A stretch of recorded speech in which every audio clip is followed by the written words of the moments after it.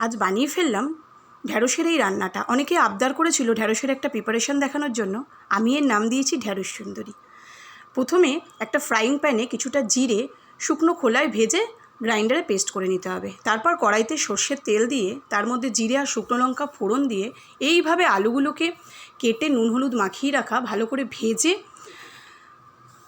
তার উপরে আগের থেকে কেটে রাখা একই সাইজের ভেন্ডিগুলো বা ঢ্যাঁড়সগুলো দিয়ে ভালো করে নাড়াচাড়া করে আবার ভেজে নিতে হবে।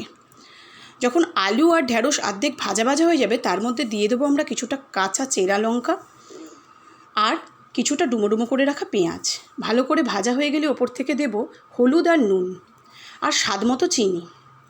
এই তিনটে দিয়ে বেশ ভাজা ভাজা হয়ে আসলে দিয়ে দেবো আমরা অল্প পরিমাণে জল। আর ওই যে আমরা একটা জিরে গুঁড়ো করে রেখেছিলাম গ্রাইন্ডারে, সেটা অর্ধেকটা এই জল দেওয়ার পর দিয়ে একটা ঢাকা দিয়ে কিছুক্ষণ ফুটতে দিতে হবে। কিছুক্ষণ ফুটতে দেওয়ার পর ঢাকাটা খুলে আবার একবার ভালো করে কষিয়ে নিয়ে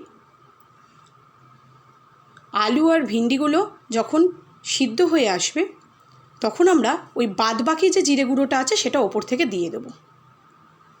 তাহলে একটা সুন্দর ফ্লেভারও বেরাবে। ব্যাস রেডি আমাদের ঢ্যাঁড়স সুন্দরী। কীরকম লাগলো জানাবেন কিন্তু। ভালো লাগলে একটা লাইক করে দেবেন। সকলে ভালো থাকবেন।